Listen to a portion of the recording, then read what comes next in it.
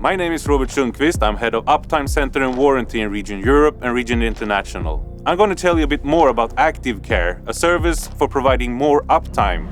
Active Care consists of two parts: machine monitoring and a weekly machine report, both provided by the Volvo Uptime Centers around the globe. The monitoring consists of AI on top of all data flow.